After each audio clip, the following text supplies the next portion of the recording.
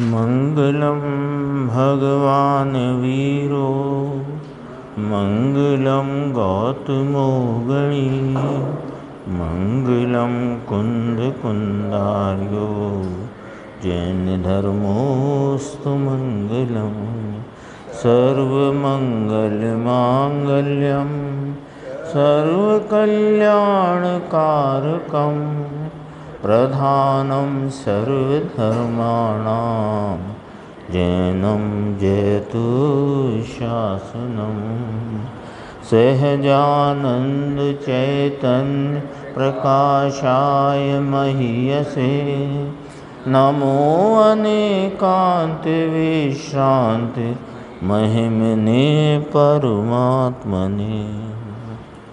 आचार्य कुंद कुंद देव द्वारा रचित पंचास्तिकाय संग्रह ग्रंथ की 27वीं गाथा, उस पर गुरुदेव श्री का जो स्पष्टीकरण है उस पर अपनी चर्चा चल रही है। कल भी प्रारंभ हुई थी। तो एक बोल तो था कि निश्चय से भाव प्राण धारण करने के कारण ये जीव है, और असद्भूत व्यवहार न से यह जो इंद्रिय जड़ प्राण हैं उनके धारण करने से जीव कहा। दूसरा कहा निश्चय से चित्त शक्ति स्वरूप होने से चेतयिता है, और व्यवहार नाम सद्भूत व्यवहार न से चित्त शक्ति युक्त होने से ये चेतयिता है। अब तीसरा आया उपयोग लक्षित वाला बोल। अपन यहाँ से गुरुदेव का देखते हैं, 615 पेज है हिंदी में, प्रवचन नंबर 30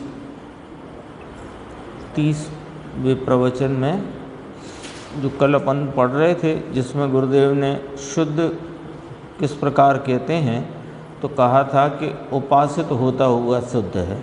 उसके बाद की चर्चा है। इसमें बहुत विस्तार से उपयोग की व्याख्या गुरुदेव ने की है। अपन देखते हैं। देखो, अब उपयोग की व्याख्या करते हैं।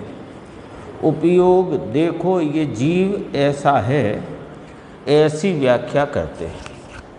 ये जीव कहते हैं वेदांत आदि, अभेद है और जीव है और कूटस्थ है, ऐसा है नहीं। देखो, मूल बात है ना। यहाँ पर जो उपयोग की बात कही वो चैतन्य के परिणाम स्वरूप, उस उपयोग से जो अपृथक चैतन्य के परिणाम स्वरूप उपयोग द्वारा लक्षित है। निश्चय की व्याख्या यही करी ना। तो सामने व्यवहार न है, प्रतिपक्षी जो वो चैतन्य के परिणाम जो कहा तो वो पृथकभूत कहा। पृथकभूत दोनों में चैतन्य का परिणाम, क्योंकि उपयोग किसे कहा कि चैतन्य के अनुविधायी परिणाम को उपयोग कहा, और चैतन्य का अनुविधायी परिणाम ही उपयोग है। ये तो आगम की स्पष्ट व्याख्या है। अब इसे अपृथकभूत देखना वो निश्चय है, और पृथकभूत देखना वो सद्भूत व्यवहार है। तो ये निश्चय के साथ व्यवहार भी प्रतिपक्ष रूप से जब कहा ना, निश्चय से अपृथकभूत अपने चैतन्य परिणाम, जो अपृथक अपने चैतन्य परिणाम से लक्षित होने वाला उपयोग लक्षित है। तो जब निश्चय कहा तो व्यवहार अपने आप खड़ा हो गया, है ना। जैसे अपन कहें कि दाईं तरफ से 5 का सिक्का है, तो फिर बाईं तरफ भी कुछ है, ये बात अपने आप वहाँ खड़ी हो जाती है। तो जैसे ये वेदांत कहते हैं कि कूटस्थ है, अभेद है, एक है, ऐसे नहीं, है ना। इसलिए यहाँ पर दोनों नयों की द्वारा जीव की व्याख्या यहाँ पर की गई। देखो, जीव कहते हैं ना वेदांत आदि, अभेद है और जीव है और कूटस्थ है, ऐसा है नहीं, ऐसा यहाँ कहते हैं। एक है, अभेद है, सर्वव्यापक है।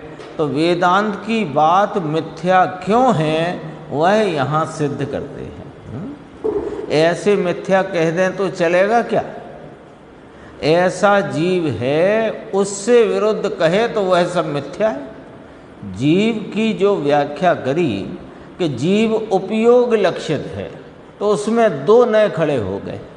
निश्चय से अपने अपृथक भूत चैतन्य परिणाम स्वरूप भाव से लक्षित होने वाला उपयोग लक्षित जीव है।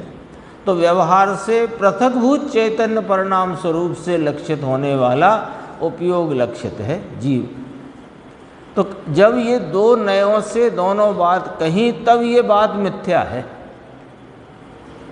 किसकी? वेदांत की। एक है अभेद है, सर्वव्यापक है, ये जो कहें तो गुण वाला है ऐसा कहें, वह तो भेद हो गया। व्यवहार हो गया तो ऐसा तो वे मानते ही नहीं, वहाँ तो निश्चय व्यवहार कोई नय की विवक्षा या नय की व्यवस्था है ही नहीं। पर्याय को तो मानते नहीं, कूटस्थ मानते हैं। तो कूटस्थ माने तो कार्य क्या हुआ? जीव कूटस्थ है, तो जीव कूटस्थ है तो जीव दुखी है, दुख मिटकर सुख हुआ, तो ये कार्य हुआ ना, ये कहाँ हुआ? तो पर्याय माने नहीं वेदांती, तो अपने आप ही ये बात उठ जाती है ना। कूटस्थ माना तो ऐसा जाना किसने? उसके ही लिए तर्क है कि तुम कूटस्थ मानते हो और हम कूटस्थ नहीं मानते।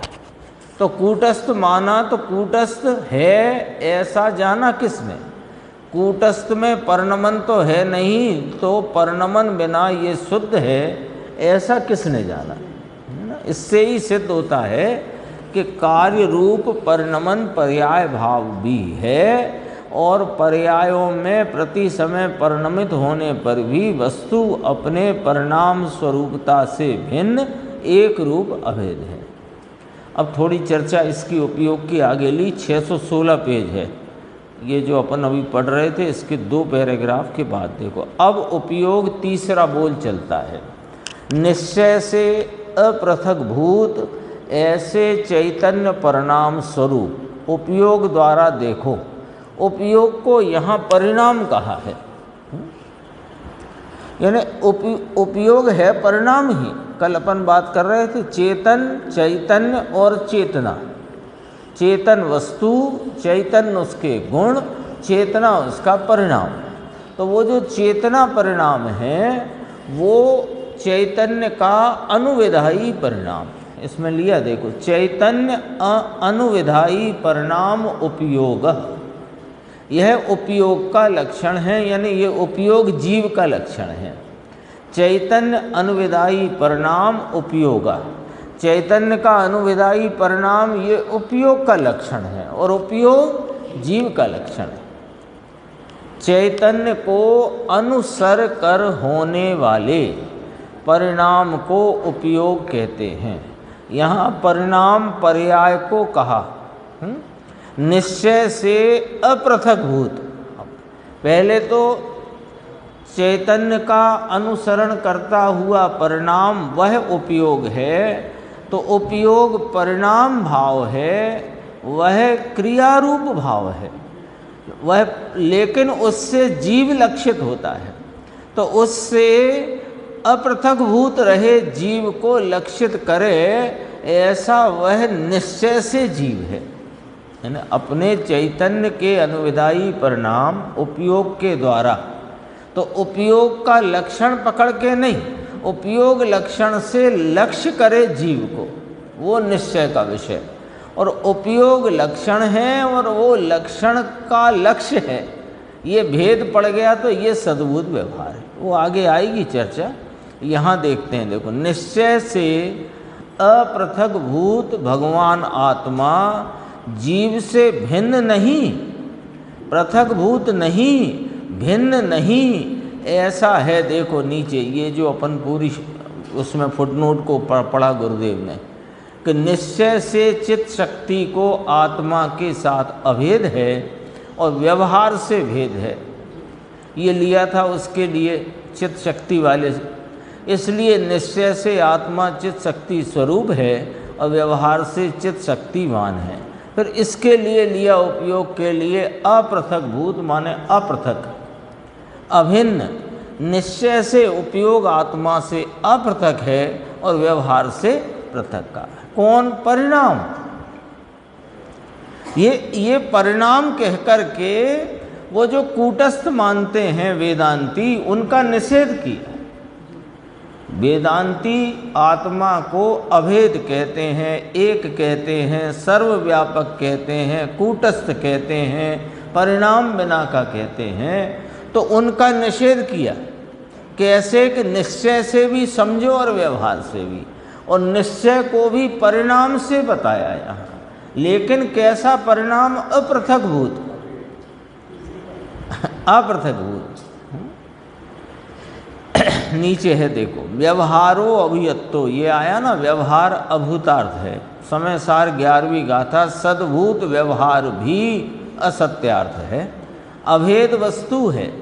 गुण द्वारा, अब देखो इसको, लक्षण द्वारा लक्ष्य, उपयोग लक्षण कहा ना, चैतन्य का अनुसरण करके होता हुआ जीव का अपना परिणाम, आत्म परिणाम, या चैतन्य का अनुविधायी परिणाम, वह उपयोग है, वह लक्षण है जीव का। उपयोग जीवो लक्षणम आया ना, तो जीव का लक्षण है। पर लक्षण द्वारा लक्ष्य, ये व्यवहार हो गया, और लक्षण द्वारा लक्ष्य ये व्यवहार है, और लक्षण को लक्ष्य में अभेद देखना ये निश्चय है। बहुत एकदम बारीकी से बात है। ये 11वीं गाथा का ही भाव समझो यहाँ पर, वो गुरुदेव ने याद भी किया इसको। लक्षण द्वारा लक्ष्य वह भी व्यवहार हो गया, समझ में आया ना। वहाँ ज्ञान लिया है, यहाँ उपयोग लिया। ज्ञान द्वारा द्रव्य ऐसा भेद पड़ा, वह भी व्यवहार हो गया। 4 व्यवहार की चर्चा 11वीं गाथा में आई। 4 है ना व्यवहार, सद्भूत असद्भूत, उसमें उपचरित अनुपचरित। तो पहले उसमें राग को जानता है, तो राग जानने में आया ये उपचरित असद्भूत व्यवहार, और ज्ञान राग को जानता है, ये अनुपचरित हुआ, क्योंकि सद्भूत हुआ है। और एक आया तीसरा कौन सा आया था देखो, याद है, राग, हाँ, राग को ज्ञान जानता है 1, ज्ञान राग को जानता है 2, हाँ, फिर वो तीसरा है वो बुद्धिपूर्वक राग का, वो है ऐसा। इसमें थोड़ी भूल हो गई अभी बताने में, शुरू से फिर देखो। बुद्धिपूर्वक राग जो है, समझो मुनिराज की भूमिका में 6वें गुण स्थान वाला, तो वहाँ बुद्धिपूर्वक ही भी है और अबुद्धिपूर्वक भी है 6वें में। तो बुद्धिपूर्वक जो बुद्धि गोचर राग है, उसको उपचरित में लिया, उपचरित असद्भूत, और अबुद्धिपूर्वक का अनुपचरित असद्भूत, है ना। और ज्ञान राग को जानता है, तो ज्ञान जानता है, वहाँ आया ज्ञान जानता है, तो ये आया उपचरित सद्भूत व्यवहार। और ज्ञानते आत्मा, वो आया अनुपचरित सद्भूत व्यवहार। ये 4 प्रकार के व्यवहार का वहाँ निषेध करके शुद्ध नय का विषय भूतार्थ सत साहिब को वहाँ पर मुख किया, मुखर किया, है ना। तो अब यहाँ भी वही बात आई, देखो, ज्ञान द्वारा द्रव्य, ज्ञान वह आत्मा, ऐसा जो भेद पड़ा, वह भी व्यवहार हो गया, सद्भूत अनुपचरित व्यवहार। वह अभूतार्थ है, असत्यार्थ है। भूयत्तो देशदो शुद्धो, भगवान ज्ञान स्वरूप ज्ञायक का आश्रय करने से, अभेद का आश्रय करने से सम्यक दर्शन होता है। समझ में आया। तो व्यवहार कहाँ गया कि ज्ञान में जानने योग्य है। जानने की तो बात आई, 4 जो आई थी बात। बुद्धि पूर्वक राग यानी बुद्धि गोचर राग लिया, अबुद्धि गोचर राग लिया, और ज्ञान राग को जानता है ये लिया।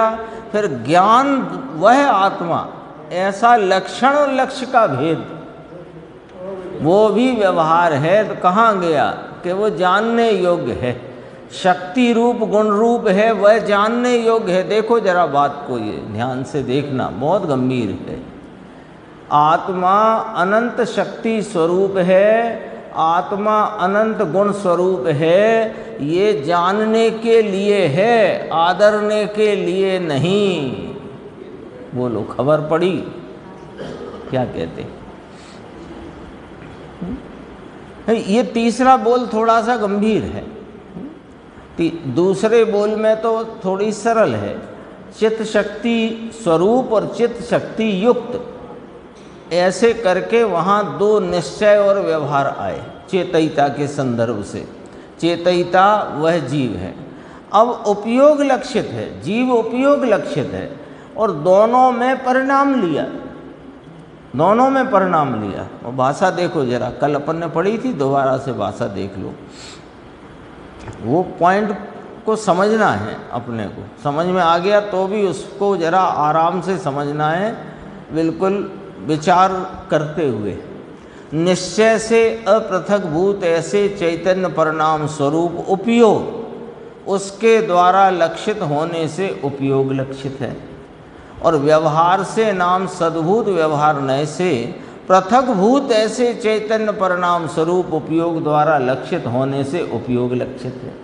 अब भाषा पढ़ो तो एक सी ही लगती है ना, बस अपृथकभूत और पृथकभूत एक शब्द का फर्क है, बाकी तो ज्यों का त्यों है। जो निश्चय से आत्मा कहा, जिसे निश्चय से उपयोग लक्षित जीव कहा, वो उसमें अपृथकभूत चैतन्य परिणाम लिया, और जो सद्भूत व्यवहार से उपयोग लक्षित जीव कहा, उसमें पृथकभूत चैतन्य परिणाम लिया। अब दोनों में क्या फर्क है कि लक्षण द्वारा लक्ष्य ये व्यवहार है, और लक्षण से लक्षण को लक्ष्य में देखना ये निश्चय है। देखो लक्षण बिना तो कैसे पहचानेंगे, और लक्षण को लक्ष्य में देखना ये निश्चय है, और लक्षण को देखकर उससे लक्ष्य देखना ये व्यवहार है। बारीक सी बात है। अब लक्षित तो करना है द्रव्य को, तो वो द्रव्य जो निश्चय का विषय है उसको दृष्टि में लेने से, उसको विषय बनाने से सम्यक दर्शन होता है। उसको विषय बनाने से निर्विकल्प और अतीन्द्रिय आनंद का प्रकट वेदन होता है, और लक्षण और लक्ष्य के भेद को रखने से अथवा लक्षण और लक्ष्य के भेद को विषय करने से विकल्प की उत्पत्ति होती है, आकुलता की उत्पत्ति। लेकिन लक्षण बिना लक्ष्य को जाना नहीं जाता।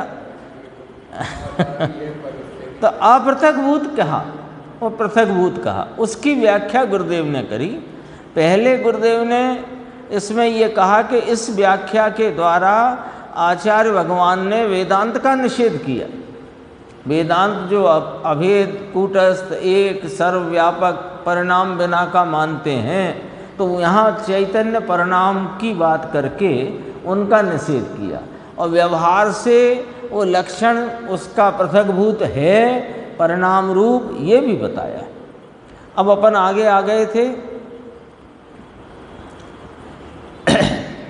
ये यहाँ पर देखो, दोबारा से पढ़ता हूँ मैं, ये 11वीं गाथा वाला। व्यवहारो अभियत्तो, व्यवहार अभूतार्थ है। समय सार 11वीं गाथा। सद्भूत व्यवहार भी असत्यार्थ है, सद्भूत अनुपचरित भी असत्यार्थ है, अभेद वस्तु है। विषय रूप सम्यक दर्शन का विषय वह अभेद वस्तु है। गुण द्वारा, लक्षण द्वारा लक्ष्य, फिर दोबारा बोला लक्षण द्वारा लक्ष्य, ये भी व्यवहार हो गया। अब यहाँ 11वीं गाथा में क्या लक्षण लिया? ज्ञान। ज्ञान वह आत्मा, ज्ञान द्वारा द्रव्य, ऐसा भेद पड़ा, ये भी व्यवहार हो गया, ये अभूतार्थ है। भूयत्तो देशिदो शुद्धो, भगवान ज्ञान स्वरूप ज्ञायक का आश्रय करने से, अभेद का आश्रय करने से सम्यक दर्शन होता है। समझ में आया? व्यवहार व्यवहार कहाँ गया? देखो अब ये जो पंक्ति है बड़ी वजनदार है। ये जो ज्ञान वह आत्मा, चैतन्य का अनुविदायी परिणाम उपयोग, उपयोग सो जीव, ये व्यवहार है, ये अभूतार्थ है, ये जानने के योग्य है, ये आदरने के योग्य नहीं। उपयोग जीव का लक्षण है, तो जो उपयोग है सो जीव है। ऐसा जो उपयोग के द्वारा जीव को उपयोग और जीव ऐसे भेद रख करके देखना, ये व्यवहार है, ये जानने योग्य है, आदरने के योग्य नहीं। और उपयोग स्वरूप अपृथक भूत, अपने चैतन्य तत्व को, उस शुद्ध वस्तु आत्मा को, उस शुद्ध न के विषय रूप भूतार्थ साहिब को देखना, विषय करना, दृष्टि करना, उससे सम्यक दर्शन होता है, वो आदरने के योग्य है। और चलते आगे, बहुत चर्चा ली है गुरुदेव, उपयोग की चर्चा बहुत गंभीर ली है। 617 पेज आया, यानी अगले 7 के साथ 2 बीच में प्रश्न उत्तर छोड़ के देखना। यहाँ तो कहते हैं कि तुझे जीव को जानना हो तो उपयोग स्वरूप ऐसा जानो तो यथार्थ निश्चय, और उपयोग वाला जीव कहो तो गुण गुणी वाला भेद हो गया। थोड़ा समझाने के लिए खोली बात को है, वो व्यवहार हो गया। राग व्यवहार गुण गुणी के भेद हों तो विकल्प उठता है, राग का लक्ष्य नहीं है, लेकिन गुण गुणी के भेद को लक्ष्य में रखने से राग उत्पन्न होता है विकल्प उत्पन्न होता है। समझ में आया? वास्तव में अपृथक भूत अर्थात भिन्न नहीं, ऐसे चैतन्य परिणाम स्वरूप उपयोग, चैतन्य के परिणाम स्वरूप उपयोग। देखो, मति ज्ञान, शुद्ध ज्ञान, अवधि ज्ञान, मन पर्याय ज्ञान, केवल ज्ञान वह परिणाम हैं, चैतन्य के परिणाम हैं, गुण नहीं है ना। लेकिन ये भेद का भाव है ना, उपयोग के 12 भेद हाँ, 3 दर्शन के 4 और 8 ये 12 भेद हैं, उपयोग के 12 भेद, ये व्यवहार है ना।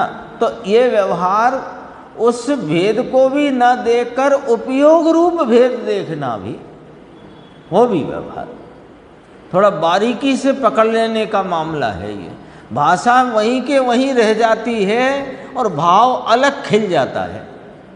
भाषा में ज़्यादा फर्क नहीं दिखाई पड़ेगा, लेकिन भाव में काफ़ी फर्क है। काफ़ी माने पूरा फर्क है, पूरी दिशा फर्क है। चैतन्य के परिणाम है, गुण नहीं। उपयोग जो है वह चैतन्य गुण का परिणमन है, पर्याय है। केवल ज्ञान भी चैतन्य गुण जो त्रिकाली है, चैतन्य गुण त्रिकाली है, उसका परिणाम है, पर्याय है। उस परिणाम को उपयोग कहते हैं। उस उपयोग वाला जीव ये भेद हो गया, और उपयोग स्वरूप जीव वहाँ पर ये 5 भेद नहीं रहते हैं, और उपयोग और जीव में भी भेद नहीं रहता है, लक्षण और लक्ष्य में भी भेद नहीं है। गजब बात है, बात बहुत गंभीर है। यानी सच्चाई ये है कि ये तो अध्यात्म का विषय है जो ज्ञान प्रधान शैली में अपने सामने आ गया, और अध्यात्म भी मूल अध्यात्म का विषय है। देखो नीचे ही 4 पंक्ति छोड़कर, बीच में तो वही नाम गिनाए उनने 12। निश्चय से चैतन्य परिणाम स्वरूप उपयोग, जानने देखने की पर्याय तो चैतन्य स्वरूप का परिणाम है। जानना देखना क्या राग से उत्पन्न होता है? निमित्त से उत्पन्न होता है। जहाँ चैतन्य भगवान है उसे अनुसरण करके परिणाम उत्पन्न होते हैं। चैतन्य को अनुसरण करके परिणाम हुए, चैतन्य अनुविदायी परिणाम। द्रव्य चेतन, चैतन्य गुण और उसके परिणाम उपयोग या कि चेतना। द्रव्य गुण पर्याय तीनों आ गए। अभी देखो ये तीन आ गए, द्रव्य आ गया, चेतन वस्तु, चैतन्य उसका त्रकाली गुण और उसका अनुविदायी परिणाम, है ना। और कोई परिणाम नहीं लेना, क्योंकि वो जितना भी जानना हो रहा है वो ऊपर कहा ना, निमित्त से उत्पन्न हो रहा है, राग से उत्पन्न हो रहा है, राग का वेदन राग से उत्पन्न हो रहा है, राग जिसके लक्ष्य में हुआ उस वस्तु से उसका जानना हो रहा है कि ना ना, जानना उपयोग रूप कार्य इस चैतन्य भगवान जो यहाँ विद्यमान विराजमान है उसका अनुसरण करके ये कार्य हो रहा है। पहले उपयोग को तो खड़ा रखो भाई, अपने को क्या दिखेगा। द्रव्य स्वभाव कैसा है कि वो तो अनंत गुणों का आश्रयभूत अभेद पुंज है, और अनंत गुण हैं, वे गुण भी हमें कहाँ दिखते हैं कि उसकी प्रकट व्यक्त पर्याय में दिखते हैं। तो हमें यदि ज्ञान गुण भी देखना हो कि ज्ञानते आत्मा, चलो उपयोग, तो वो उपयोग रूप भाव चाहिए, क्योंकि लक्षण भी के दो नियम कि द्रव्य के साथ सदाकाल हो और प्रकट हो, दो नियम हैं लक्षण के। अप्रकट को लक्षण कैसे बनाए, तो उपयोग को लक्षण कहा, लेकिन उपयोग लक्षण वाला जीव ये व्यवहार है, और उपयोग स्वरूप जीव ये निश्चय है। अब वो जो उपयोग है वो द्रव्य को अनुसरण करके होता है, तो उससे वो जो उपयोग है वो द्रव्य को अनुसरण करके होता है, उस उपयोग पर से द्रव्य को पकड़ो, ये रीति है। जैसे याद होगा क्रमबद्ध पर्याय का जब विषय अपना चल रहा था, अभी प्रश्नोत्तर भी चले ज्ञान गोष्ठी में, तो उसमें एक प्रश्न आया था और चर्चा भी गुरुदेव की आई कि ये पर्याय क्रमबद्ध हैं तो उन्हें नहीं देखना, ये पर्याय जिसमें से आती हैं उसको दृष्टि में लो तो तुम्हें क्रमबद्धता का विश्वास होगा। आया था ना, बहुत चर्चा चली थी, 68 दिन चला था अपना क्रमबद्ध पर्याय का। तो क्रमबद्ध पर्याय दिखती तो भैया पर्याय है, लेकिन ये पर्याय अपने ऐसे, उसमें आया ना, अपने ऐसे क्रम नियमित परिणामों से उत्पन्न होता हुआ जीव ही है। तो परिणाम पर से, ये परिणाम जिसके हैं उसे देखो। ऐसे यह उपयोग जिसमें जानना देखना निरंतर वर्त रहा है, तो उस जानने देखने की पर्याय में ज्ञेय प्रसिद्ध हैं, उन्हें तो देखो ही मत, और वहाँ पर उपजा हुआ जो राग का वेदन है कलुषित, उसे भी देखो मत। अपने ज्ञानाकार रूप परिणमन में जो ज्ञानाकार भाव है उसे भी मत देखो। जो ज्ञानाकार जिसका अनुसरण करके उत्पन्न हुआ है उसको देखना है, ये 11वीं गाथा का भाव है, और यही बात यहाँ पर कही गई। कितना सरल है कि नहीं, कठिन क्या है इसमें। भाई जानना देखना हो रहा है, कुछ मत करो, 30 सेकंड 40 सेकंड विचार को बस इस बात पर टिकाओ कि जानना चल रहा है। तो जानना चल रहा है तो पहले आपको ज्ञेयों की प्रसिद्धि होता हुआ ज्ञान जानने में आएगा, ज्ञेयों को प्रसिद्ध करता है, और उधर से लक्ष्य छोड़ोगे तो विकल्प रूप भाव का वेदन करता ज्ञान जानने में आएगा। फिर ये ज्ञान तो प्रत्येक समय में ज्ञान ज्ञान रूपता से वर्त रहा है, ऐसा ज्ञान का प्रवाह जानने में आएगा। और ये ज्ञान का प्रवाह जिसका अनुसरण करके ये जानने का प्रवाह चलता है, वो मैं हूँ, उसको लक्ष्य में लेते ही सम्यक दर्शन होता है। सरल है, विधि सरल है, बहुत इधर उधर फैलने की जरूरत नहीं है।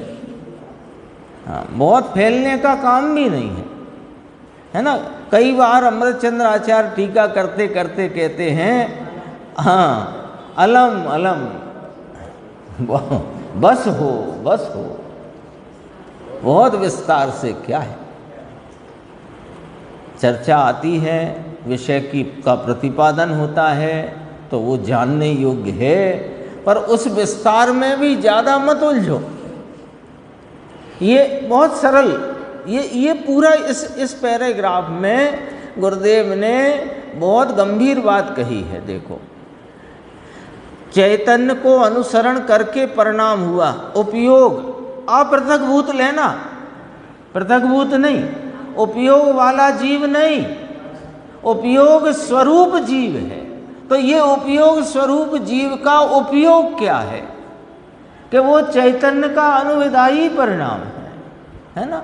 यहाँ दर्पण है, दर्पण तो दर्पण है, स्वच्छता वाला दर्पण ऐसे मत लो, स्वच्छता स्वरूप दर्पण। तो उस स्वच्छता को ही देखोगे ना पहले तो जब पहले उसकी स्वच्छता को लक्ष्य में लोगे, ख्याल में लोगे, तो पहले उसमें जो बिंबों का प्रतिबिंबन हो रहा है वो नजर आएगा।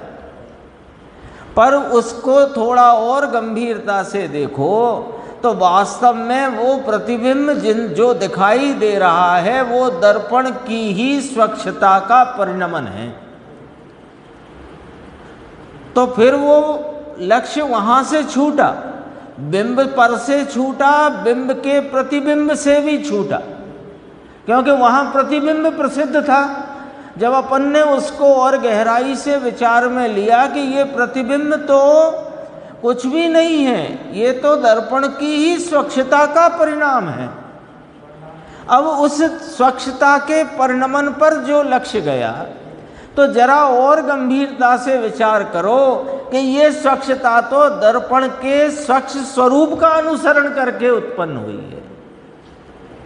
तो दर्पण को लक्ष्यगत करना है। गुरुदेव की जितनी व्याख्या आई है सब यहां लगा दो आज। निमित्त से नहीं, राग से नहीं, एक समय की पर्याय से नहीं। 3 सूत्री कार्यक्रम है क्या? नहीं। निमित्त से नहीं, राग से नहीं, एक समय की पर्याय से नहीं। ये आत्मा के आलम्बन से प्राप्त होता है। तो ये प्रयोग है। प्रयोग नाना विचार में लो तो सही, जान जान कर अलम अलम।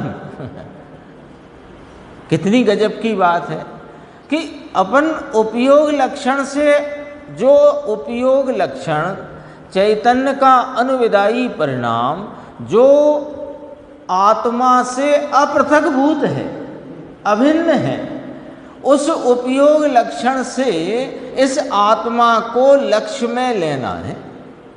वही भूतार्थ का विषय है, वही सत्यार्थ है, वही सम्यक दर्शन का विषय है। तो क्या करें कि देखो, जब भी ज्ञान की पर्याय को क्या चल रहा है जानने में, उसको लक्ष्य में लोगे तो पहले ज्ञेयों के भाव प्रसिद्ध होते नजर आएंगे। तो और गहराई से विचार करोगे तो वो ज्ञेयों की प्रसिद्धि नहीं, और राग के वेदन की प्रसिद्धि नहीं, वह ज्ञान के ही परिणाम प्रवाह की प्रसिद्धि है। और उस ज्ञान प्रवाह पर से भी लक्ष्य इसलिए छोड़ो क्योंकि ज्ञान का जो प्रवाह है वो जिसका अनुसरण करके उत्पन्न हो रहा है वह मैं हूं।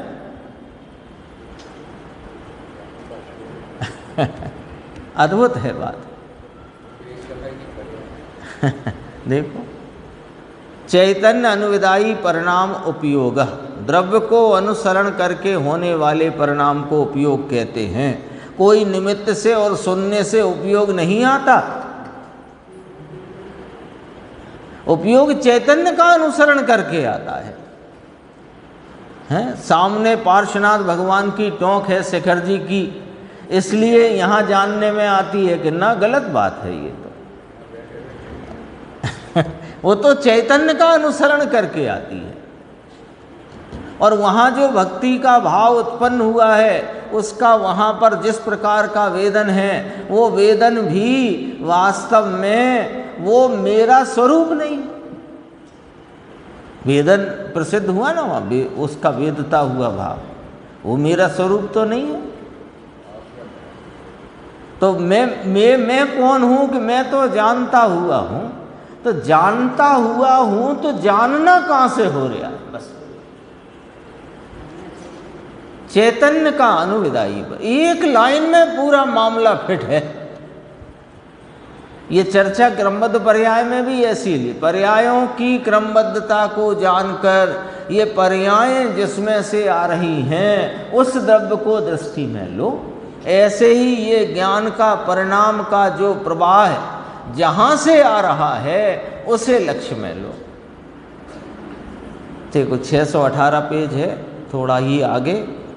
इसमें अब गुरुदेव ने अलिंग ग्रहण के बोल को लिया उपयोग के संदर्भ में, वो भी अपन देखते हैं। 7वां बोल है ना, उपयोग। उपयोग उसे कहते हैं कि उस उपयोग को बाह्य ज्ञेय का अवलंबन नहीं है। 5 बोल तो ये आए कि इंद्रिय से जानता नहीं, इंद्रिय द्वारा जाना जाता नहीं, इंद्रिय प्रत्यक्ष चिन्ह से अनुमान में आता नहीं, अनुमाता मात्र नहीं, अनुमेय मात्र नहीं। फिर कहा स्वभाव से प्रत्यक्ष ज्ञाता है, अस्थि परक 6वां बोल। फिर 7वें बोल में उपयोग की बात शुरू करी है ना। देखो उस उपयोग को बाह्य ज्ञेय का अवलंबन नहीं है। अलिंगरण के बोल में कहा, 7वें बोल में। ये जो चर्चा अभी कर रहे थे वही बात यहाँ उस अलिंगरण के बोल से पुष्ट करना है। बाह्य ज्ञेय के अवलंबन वाले उपयोग को यथार्थ उपयोग नहीं कहते। गजब बात भाई। अलिंग ग्रहण समझ में आया? 20 बोल में 7वां बोल है ना अलिंग ग्रहण। अलिंग ग्रहण में ऐसा है ना, अभी ही चले थे 20 बोल कि आत्मा इंद्रियों से जानता ऐसा आत्मा नहीं। लिंग है ना, लिंग। अ माने नहीं, लिंग माने चिन्ह, ग्रहण माने जानने में आना। लिंग अर्थात है ना जान अलिंगहिणम, इसमें से अनेक भावों की प्रतिपत्ति होती है। ऐसा कहकर अमृतचंद्राचार्य ने 20 बोल वहाँ पर कहे। लिंग अर्थात इंद्रियों से जाने ऐसा आत्मा है ही नहीं, उसे आत्मा कहते ही नहीं। अरे यहाँ की बात है सिद्ध तो सिद्ध में रहे। कोई कहे कि सिद्ध नहीं जानते इंद्रियों से, उनको अतीन्द्रिय ज्ञान परिणमित होता है। अरे तेरा ज्ञान भी अतीन्द्रिय परिणमित होता है। यह आत्मा इंद्रिय से जानता ही नहीं है। इंद्रिय से जान नहीं सकता, जानता ही नहीं। इंद्रियों द्वारा जानने में नहीं आता और इंद्रियों से जानता नहीं। 2 बोल अलग अलग हैं, पहला दूसरा। समय सार में ऐसा कहा था। समय सार में सिद्ध की बात है। कोई ने कहा अरे वो तो सिद्ध की बात है। अरे भगवान उमा स्वामी से समय सार विरुद्ध होता है क्या? अरे विरुद्ध नहीं, सुन तो सही। आचार्यों के कथन पूर्वा पर विरोध रहित ही हैं। कहीं भी दिगंबर संतों के कोई भी शास्त्र हों, पूर्वा पर विरोध है ही नहीं। आगे पीछे विरोध होता ही नहीं। तुम्हारी समझ में कोई विरोध पड़ता हो तो समझ ठीक करो, है ना। कथन की पद्धति में अंतर हो परंतु उस वस्तु के भाव में अंतर नहीं। सनातन सत्य सिद्ध करते हैं ये आचार्यों के एक एक वचन। सनातन सत्य, क्योंकि अभी भले महावीर स्वामी का शासन चलता है, ऐसा शासन नायक है ना अभी वर्तमान में, लेकिन ये जो महावीर स्वामी से जो 6 द्रव्य 7 तत्व 9 पदार्थ का स्वरूप आया, ये अनादि सनातन चला आया है। नहीं तो वे कैसे मोक्ष गए?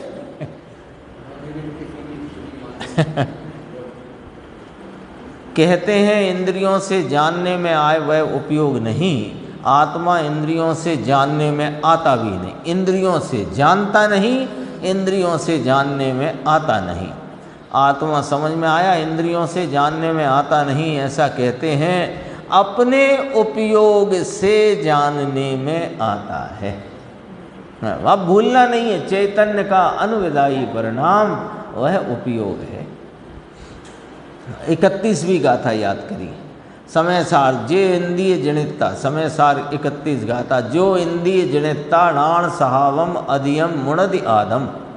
जो कोई द्रव्य इंद्रिय भावेंद्रिय नाम खंड खंड और इंद्रिय के विषय सबको इंद्रिय कहा, उसे जनिता, जनिता माने लक्ष्य छोड़कर,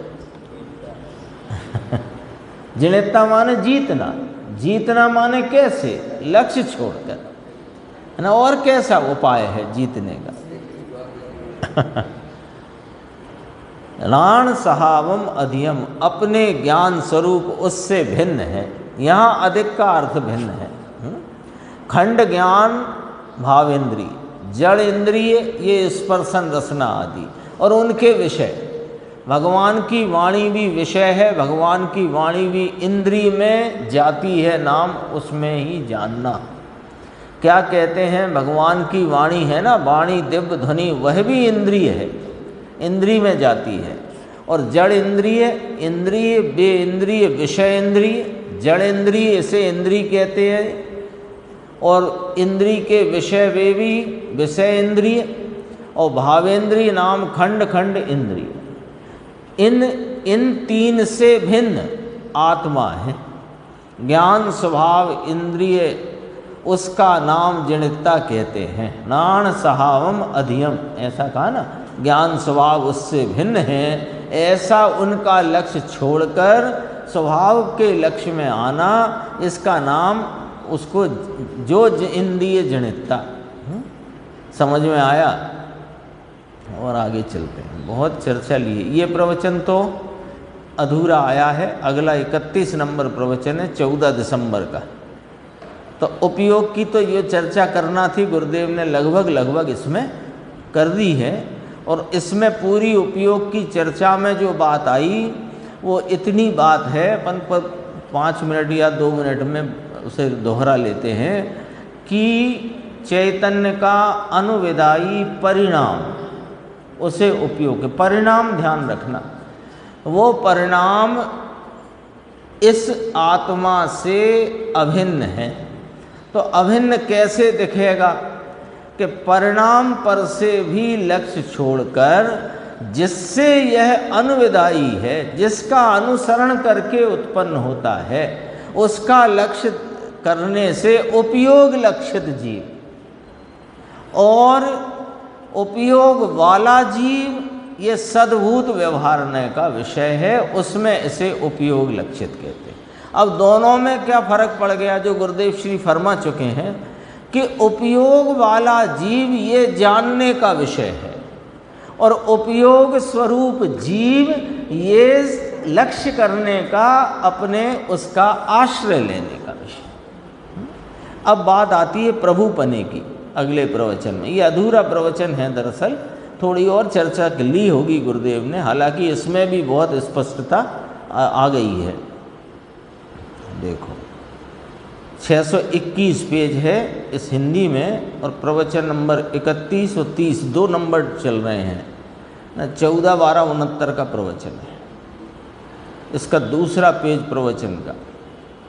अपने अपराध के भाव को करने में समर्थ है जीव। चौथा बोल आया था ना, तो उसमें लिया था आश्रव बंध संवर निर्जरा मोक्ष को करने में जीव।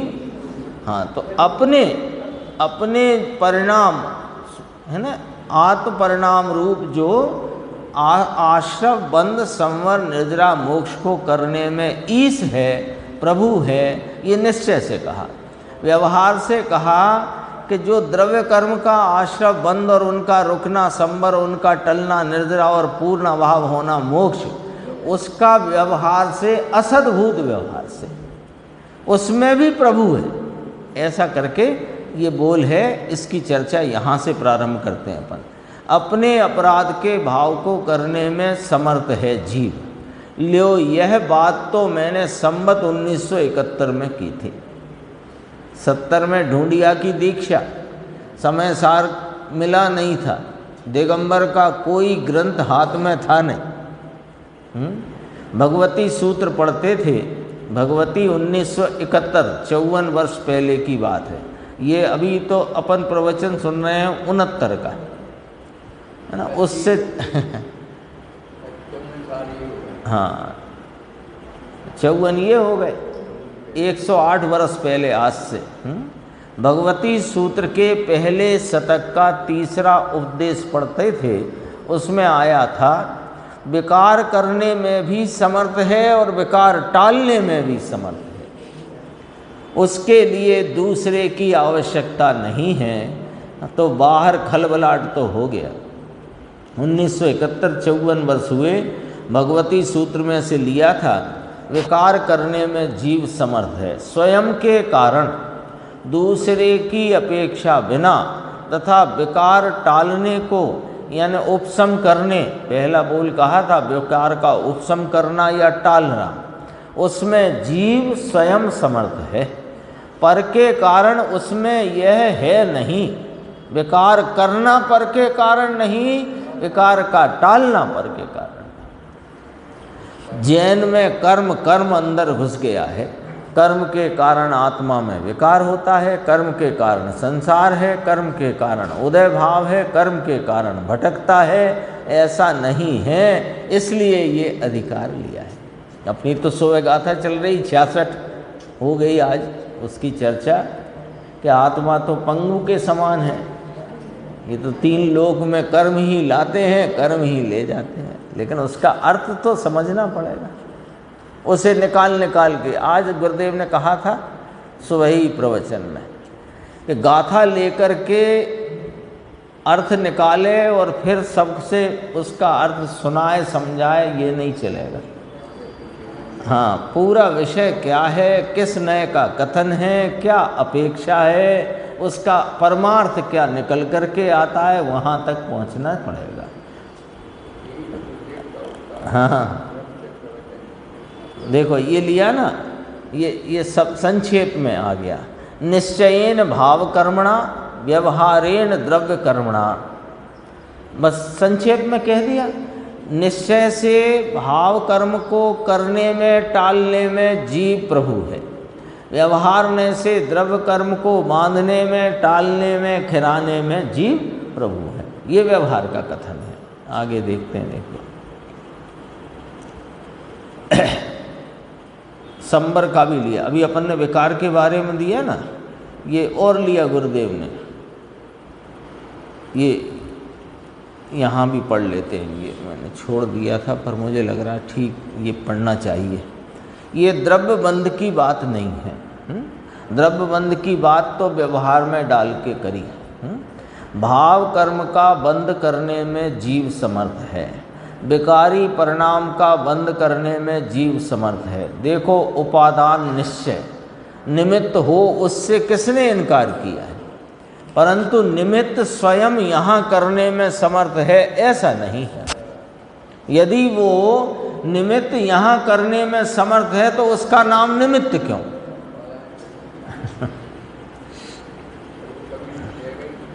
दोष अपने आप करता है। लोगों को बड़ा आश्चर्य ये लगता है, दोष अपने आप करता है। दोष करने का तो स्वभाव ही नहीं।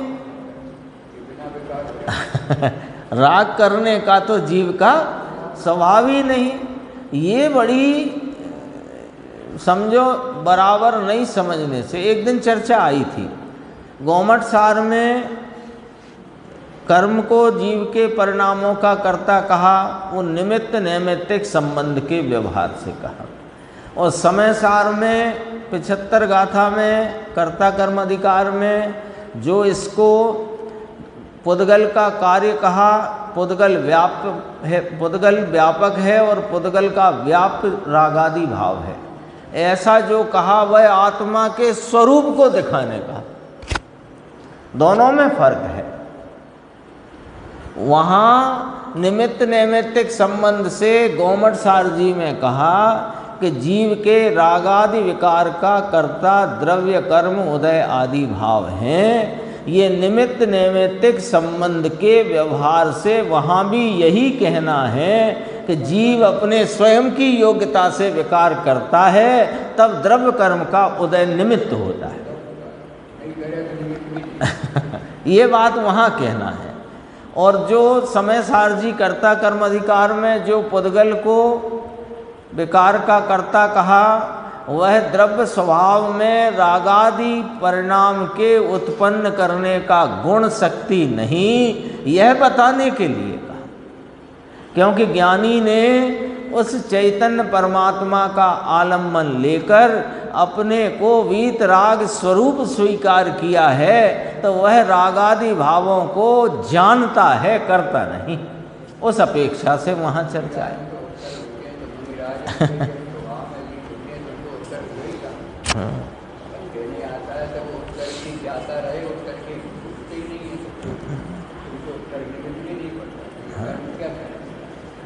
तो ये वाली दोनों विवक्षाएं, इनका यथार्थ नहीं समझने के कारण क्या युक्ति बिठा ली कि देखो जीव का स्वभाव तो वीतराग स्वरूप ही है, और इसकी परिणति में संसार अवस्था में जो राग आदि का प्रवर्तन या प्रवाह चला आता है, ये कर्म का कराया हुआ है, जीव तो वीतरागी है। हाँ, तो ये वर्णी जी वाली चर्चा ही यहाँ है। दोष अपने आप करेगा क्या? कर्म बिना विकार होएगा क्या? कर्म बिना विकार हो तो सिद्ध को होना चाहिए, इस प्रकार का तर्क रखा।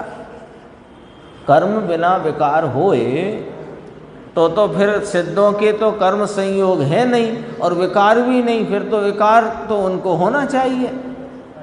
हाँ, ऐसा प्रश्न करे। फिर दूसरा कहे तर्क, स्वभाव हो जाएगा फिर तो जीव का। अरे यहाँ तो उसकी पर्याय का, ध्यान से सुनना, उसकी पर्याय का स्वयस्य भवनम स्वभाव। विकार की पर्याय स्वयस्य भवनम, स्वयं से होती है, इसलिए उसका स्वामी और उसका प्रभु स्वयं है। जो बात इस 27 नंबर गाथा की टीका में चौथे बोल में ये वाली बात ली। कर्म का जरा भी एक भी प्रतिशत देने योग्य नहीं है, निमित्त है, ऐसा कहे। और थोड़ा देखते हैं। अब है ये विकार की बात करी, इसी प्रकार संबर, ये हाँ पेज नंबर आ गया 623 की नीचे की 2 लाइन। इसी प्रकार संबर तो हिंसा, झूठ, चोरी, विषय, भोग, वासना अथवा मिथ्यात्व, अविरत आदि परिणाम को रोकने में भी प्रभु स्वयं समर्थ है। संबर है ना, संबर माने रोकना। अपना स्वभाव शुद्ध आनंद है, उसके ऊपर दृष्टि करने से, उसमें स्थिर होने से भाव कर्म का संबर हो जाता है। वह भाव कर्म का संबर करने में भी आत्मा प्रभु ईश्वर है। कहो समझ में आया?